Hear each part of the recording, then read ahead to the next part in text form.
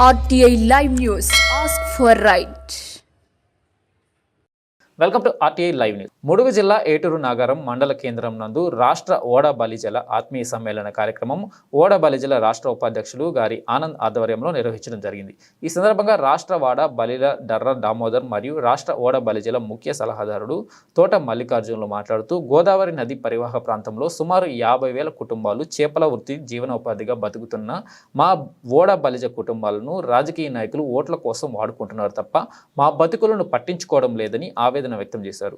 గోదావరం నది పరివాహ ప్రాంతంలో వచ్చే వరదల కారణంగా మా జీవనోపాధి ఉపయోగించి పడవలు వలలు మా యొక్క గుడిసెలు సర్వం కోల్పోయినా కూడా మా బతుకుల వైపు ఇంతవరకు ఏ ప్రభుత్వం చూడలేదని, పైగా వృత్తిరీత్యా మా యొక్క జీవనోపాధి అయిన చేపల వేటను ఆదివాసీ గిరిజనుల పేర పీసా చట్టాలను వాడుకుంటూ చెరువుల కుంటలు వారికి అప్పచెప్తూ మా జీవనోపాధిపై దెబ్బ కొడుతూ మా బతుకులను ఆగం చేస్తున్నారని, ఇకనైనా ప్రతి ఏటా గోదావరి పరివాహక ప్రాంతానికి చెందిన మత్స్యకారుల ముంపు బాధితుల కోసం కేటాయించే 1,30,00,000 రూపాయలతో నిజమైన లబ్ధిదారులు ఎంత అని గుర్తించి మాకు సముచిత న్యాయం కల్పిస్తూ మా యొక్క పిల్లల ఉజ్వల భవిష్యత్తును ఆలోచించి మా యొక్క సొసైటీలకు రావాల్సిన అన్ని రకాల నిధులను మంజూరు చేయవలసిందిగా రాష్ట్ర ప్రభుత్వాన్ని డిమాండ్ చేస్తూ ములుగు జిల్లా మంత్రి సీతక్క మా యొక్క ఓడ బలిజల విషయంలో ప్రత్యేక దృష్టితో చొరవ తీసుకొని మాకు న్యాయం చేయాల్సిందిగా వారు కోరారు.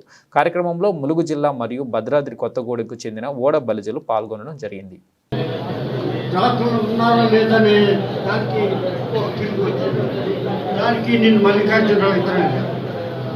అక్కడ హాజరైన అన్ని కులాల వారు కూడా ఓడ బలిజలు రాష్ట్ర వ్యాప్తంగా ఉన్నారని అక్కడ చెప్పడం జరిగింది.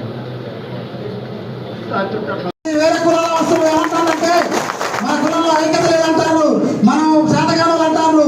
కానీ ఇవాళ ఇక్కడ చూసినట్టయితే 300 కుర్చీలు సరిపోగా మళ్ళీ వెనకాల 200 కుర్చీలు తెచ్చినప్పటికి కూడా వెనకాల మన సోదరులు నిలబడినారు. ఏమనుకోవద్దు, కొన్ని కుర్చీలు ముందు కాలున్నాయి. మన వాళ్ళందరూ కూడా అవకాశం ఉన్నంత వరకు కూడా ముందుకొచ్చి కూర్చోవలసిందిగా కోరుతున్నాము. అట్లాగే ఈ సమావేశానికి హాజరైన ఓడ బలిజ కుటుంబ సభ్యులు మన ప్రజలందరికీ కూడా నా సూచన ఏమిటంటే, ముందుగా మన ఓడ బలిజ నిరుపేద కుటుంబాల పిల్లల కోసం రాష్ట్ర ప్రభుత్వాలు ఏదైతే నిర్వహించారో ఎక్కడ కూడా ఓడ బలిజలుగా గుర్తించబడలేదు. మనం వాళ్ళకు పిల్లలు చదువుకోవాలంటే ఏ ఎస్టీ హాస్టల్లో, ఏ మైనారిటీ హాస్టల్లో, ఏ ఎస్సీ హాస్టల్లో మనం జాయిన్ చేయాల్సి వస్తుంది. కానీ మన పిల్లల కోసం అనేక ప్రాంతాల్లో మన గోదావరి మండలంలో ఓడ బలిజల సంబంధించినటువంటి సమావేశం జరిగింది. ఆ సమావేశంలో మేము ఇక్కడ ఓడ బలిజలకు ఉన్నటువంటి సమస్యల మీద మేము భారీ ఎత్తున మాకు సమస్యల్ని మీకు విన్నవించడం జరుగుతుంది. ప్రభుత్వాలు ఏర్పడ్డాయి, కానీ మాకు రావాల్సినటువంటి ఎలాంటివి కూడా మాకు అందుబాటులో ఇచ్చేటువంటి పరిస్థితి. ఎందుకంటే గోదావరి పరివాహక ప్రాంతమైనటువంటి మా ఏరియాలో ఈ రోజున ప్రభుత్వం ఏర్పడ్డది, కానీ బీసీ కార్పొరేషన్ ఉన్నది. ఆ బీసీ కార్పొరేషన్లో రావాల్సినటువంటి ఎయ్యి కూడా మాకు వచ్చేటువంటి పరిస్థితి లేదు. కారణం, ప్రభుత్వాలు ఎన్నికలకు ముందు ఒక మాట, ఎన్నికలు అయిపోయిన ఇంకో మాట చెప్తున్నారు. ఎక్కడికక్కడ ప్రాజెక్టు నిర్మాణం చేశారు, కానీ ప్రాజెక్టులో చేపలు పట్టుకోవడానికి ఎలాంటి అవకాశాలు కల్పించటం లేదు. మాది వృత్తిరీత్యా మేము చేపలు పట్టుకొని జీవించేటువంటి వాళ్ళు, గోదావరికి ఇరువైపున అటు ఇటు. కానీ ప్రాజెక్టు నిర్మాణం జరిగిన తర్వాత సొసైటీల పేరుతోటి ఇక్కడ ఉన్నటువంటి 1/17 దృష్టిలో పెట్టుకొని మాకు ఇవ్వకుండా మత్స్యకారులు అనేటువంటి ఒక పదం చేపలు పట్టేదంటే ట్రైబుల్కి అవకాశం కల్పిస్తుంది. ఓడ బలిజలైనటువంటి మాకు, మత్స్యకారులైనటువంటి మాకు ఎలాంటి సౌకర్యాలు కల్పించకపోవటం వల్ల జీవనాధారమైనటువంటి చేపల వృత్తికి మేము నష్టపోయే పరిస్థితి వచ్చింది. కారణం ఏంటంటే ఎక్కడ చూస్తే అక్కడే ప్రాజెక్టు నిర్మాణం చేశారు, కానీ అక్కడ ఉన్నటువంటి చేయటం వల్ల గోదావరి పూర్తిగా డామేజ్ అయ్యి ఎక్కడ నీళ్లు లేక మడుగులు అనేటివి లేకుండా పోతుంది. మా జీవనాధారం ఏంటంటే కేవలం మేము మడుగుల్లోనే చేపలు పట్టుకుంటే తప్ప మాకు లేదు. కానీ ప్రాజెక్టులు కట్టడం వల్ల నీళ్ళే లేకపోవటం వల్ల ఈ రోజున మేము చేపలకు దూరం వేటకు దూరం అయ్యేటువంటి పరిస్థితి ఏర్పడింది. కానీ ప్రభుత్వం గోదావరిలో వచ్చినప్పుడు మాత్రం మాకున్నటువంటి వాడలు, పడవలు, వలలు అన్ని రకాలైనటువంటి కొట్టుకొని పోతున్నాయి. కానీ ప్రభుత్వం ఉండి కనీసం వాళ్ళ అధికారులను ఎవరైతే ఉన్నారో మరి ఆ అధికారులను పంపించి ఏమి నష్టం జరిగింది గోదావరి వచ్చినప్పుడు? ఏ గ్రామంలో ఎంత నష్టం జరిగింది? ఎవరికి ప్రాణ నష్టం జరిగింది? ఏమేం కొట్టుకుపోయినాయి? దానికి మనం వాళ్ళకి చేయాల్సినటువంటి ఏంటి అనేటువంటిది ఇంతవరకు ప్రభుత్వం ఆలోచన చేయలేదు. కానీ ఈ రోజున మరి అధికారంలోకి వచ్చినటువంటి ఏ ప్రభుత్వం అవుతుందో మంత్రులు మన జిల్లాకు సంబంధించినటువంటి వాళ్ళే ఉన్నారు. కానీ ఇక్కడ అందరం కూడా వాడ బలిజలం అయ్యుండి ఓట్లు మాత్రం మనం వేయటం జరిగింది. ఎన్నికైన తర్వాత ఓట్లు మరి వేసి కూడా మన గ్రామాల్లోకి వచ్చి మన సమస్యల్ని పట్టించుకున్నటువంటి దాఖలాలు కనపడ్డారు.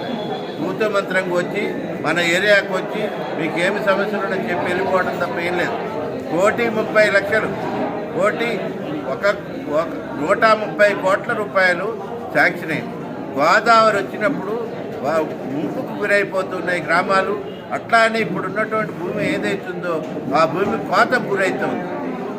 గోదావరి వచ్చినప్పుడు ఆ భూమి గోదావరిలో కలిసిపోతే ఉన్నటువంటి ఆధారం కొద్దిగా గొప్ప ఉన్నటువంటి ఆధారం కూడా లేకుండా పోయేటువంటి పరిస్థితి ఉంది. కానీ ఇక్కడికి పట్టాదారు పాస్ పుస్తకం కూడా సక్రమంగా రాలేదు.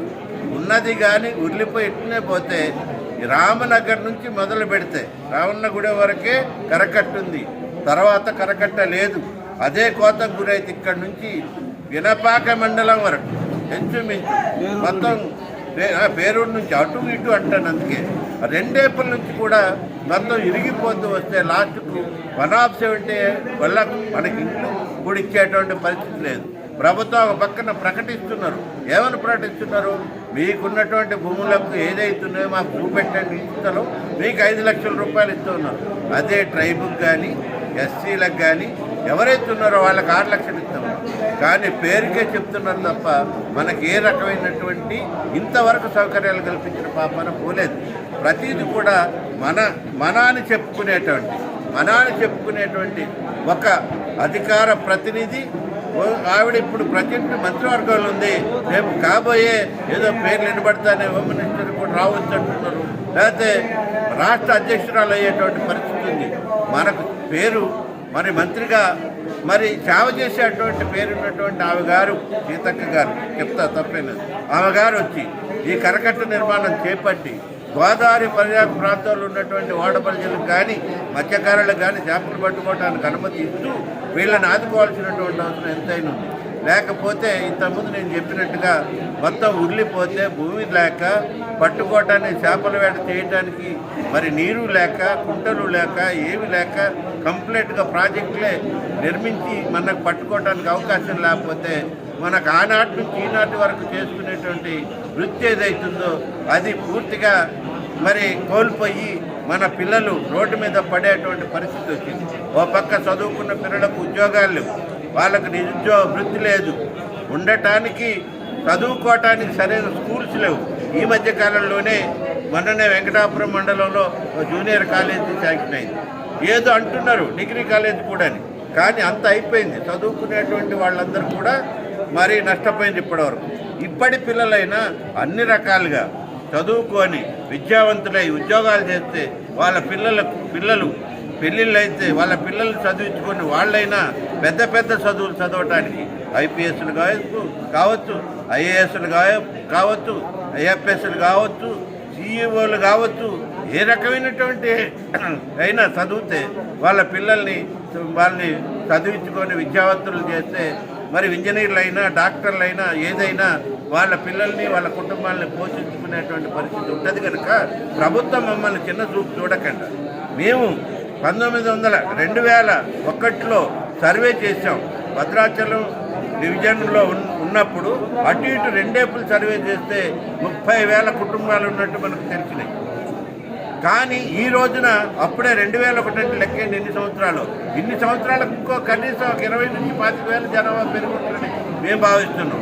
అందుకోసం అని చెప్పి ఒక 50,000 జనాభా గోదావరి పరివాహక ప్రాంతంలో ఉండటానికి అవకాశాలు ఉన్నాయి. కనుక ప్రభుత్వం ఇప్పటికైనా పునరాలోచన చేసి మరి